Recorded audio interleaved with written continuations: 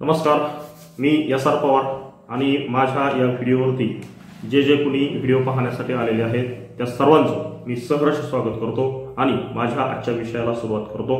खरं म्हणजे तुम्ही थंबनेलवरती किंवा ज्या फोटोवरती जो विषय आता वाचलेला आहे त्याच अनुषंगाने मी आजचा व्हिडिओ बनवत आहे। रीनीट ऑनलाईन आणि पुढे मी प्रश्नचिन्ह टाकलेलं आहे, कारण अशा काही अपडेट्स यायला सुरुवात झालेली आहे की आता जर परीक्षा नीटची जर झाली तर इथून पुढे ही नीटची परीक्षा ही ऑनलाईन होऊ शकते। आणि खरं म्हणजे का होऊ नये, एका बाजूला 12वीचीच इंजिनिअरिंगकडे जाणारी जी परीक्षा आहे JEE ही गेल्या अनेक वर्षांपासून ऑनलाईन पद्धतीने होते। विद्यार्थी कॉम्प्युटरवरती ही परीक्षा देतात आणि JEE वरती अशा पद्धतीने कुठल्याही प्रकारचा अविश्वास आतापर्यंत झालेला नाही किंवा अशा पद्धतीचं गैरप्रकार कुठेतरी झालेत किंवा काही स्कॅम झालंय अशा पद्धतीची कुठलीही बातमी अजून मोठ्या प्रमाणात आलेली नाही।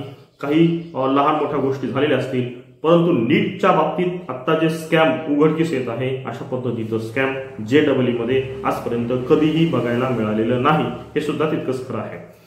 आणि मग जर एवढं एक पर्याय तुमच्याकडे उपलब्ध असताना मग हे असं का होऊ नये की नीटची परीक्षा सुद्धा JEEच्या धर्तीवरती ऑनलाईन पद्धतीने का होऊ नये, व्हायला काय हरकत नाही, कारण JEEची परीक्षा सुद्धा अशाच पद्धतीने ऑनलाईन पद्धतीने होत आहे। आणि JEEचे विद्यार्थी सुद्धा 12 लाख 13 लाख अशा पद्धतीने फार मोठ्या प्रमाणात असतात। JEEची परीक्षा ही 2 वेळा असते, JEE मेन्स 1 आणि JEE मेन्स 2 ही अशा पद्धतीची 2 वेळा परीक्षा असते। आणि त्याच्यामध्येही पुन्हा एकदा JEE ॲडव्हान्स नावाची एक परीक्षा ती सुद्धा ऑनलाईनच असते। अशा पद्धतीने JEEच्या 3 परीक्षा असतात ज्या कंडक्ट केल्या जातात आणि एका वर्षाच्या 3 परीक्षा। मागच्या फक्त 10 वर्षांचा विचार केला तर ही परीक्षा एकूण 30 वेळा झालेली आहे आणि ती यशस्वी पद्धतीने झालेली आहे। मग जर JEEची परीक्षा एवढ्या निष्पक्षपातीपणाने ऑनलाईन पद्धतीने जर होऊ शकते तर नीटची का नाही, हा खरा सवाल आहे, हा खरा प्रश्न आहे। का होऊ नये? होऊ शकतो, तुमच्याकडे यंत्रणा आहेत, आज मोठमोठ्या लॅब्स महाराष्ट्रात उपलब्ध आहेत किंवा देशात उपलब्ध आहेत। एका बाजूला JEEची परीक्षा काही टप्प्यांमध्ये संपूर्ण देशामध्ये कंडक्ट केली जाते, ती यशस्वीपणे पार पाडली जाते।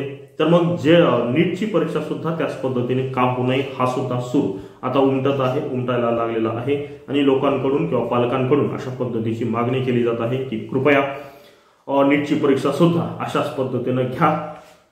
आता हे जे स्कॅम झालेलं आहे हे 100% फक्त ऑफलाईन परीक्षेमुळेच झालेलं आहे। ऑफलाईन परीक्षा घ्यायची तर मग त्याचे पेपर आले, पेपर काढणं आलं, ते छापणं आलं आणि एवढ्या मोठ्या प्रमाणात जेव्हा तुम्ही छापता तेव्हा तिथे कामगार आले आणि म्हणजेच माणसांचा हस्तक्षेप आला आणि माणूस आला की मग अशा पद्धतीनं सगळीच लोक काय चांगली असतात असं आपण तर म्हणू शकत नाही। त्यामध्ये एक जरी चुकीचा व्यक्ती जर मध्ये घुसला तरी तो सगळं स्कॅम अशा पद्धतीनं करू शकतो, हेच यामध्ये आता निष्पन्न होत आहे, जे संपूर्ण देशामध्ये आता उघड होताना दिसत आहे। वेगवेगळ्या ठिकाणी अशा प्रकारची लोक पकडली जात आहेत आणि अजूनही हजारो लाखो लोक असे आहेत की जे समोर आलेले नाहीत।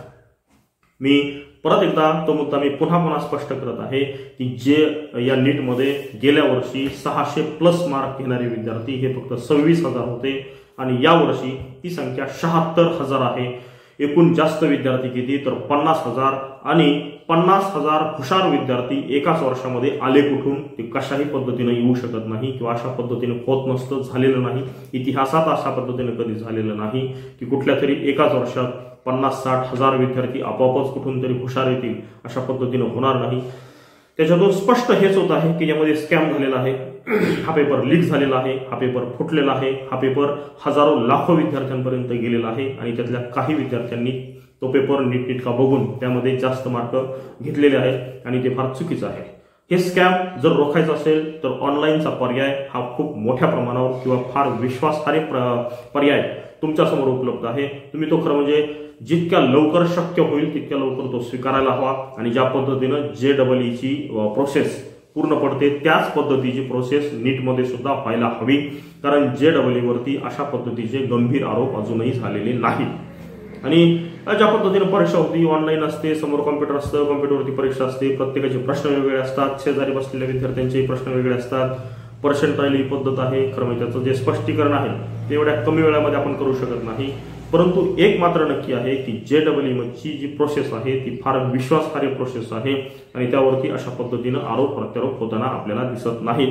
आपण एकाच देशातले आहोत, दोनही परीक्षा एकाच देशातल्या आहेत। जर एक परीक्षा एवढ्या यशस्वीपणे कंडक्ट केली जात आहे तर तीच पद्धत, त्याच परीक्षेची पद्धत नीटकडे का वापरली जाऊ नये हा खरा मोठा सवाल आहे। आणि आता फार मोठ्या प्रमाणात मागणी अशी होत आहे की आता नीटमध्ये सुद्धा तीच पद्धत अवलंबली जावी आणि ही परीक्षा इथून पुढे ऑनलाईन घ्यावी, अशीच एक मागणी जनतेमधली आहे। ती मागणी मी आपल्यासमोर मांडलेली आहे, त्याचं विश्लेषण मी या व्हिडिओमध्ये केलेलं आहे। माझी विनंती आहे की कृपया माझ्या व्हिडिओवरती आपण जे कोणी आलेले आहात आणि अजूनही आपण माझं चॅनल जर सबस्क्राईब केलं नसेल तर विनंती आहे की कृपया माझ्या चॅनलला सबस्क्राईब करा, हा व्हिडिओ शेअर करा, लाईक करा, एवढं सांगतो आणि थांबतो। धन्यवाद।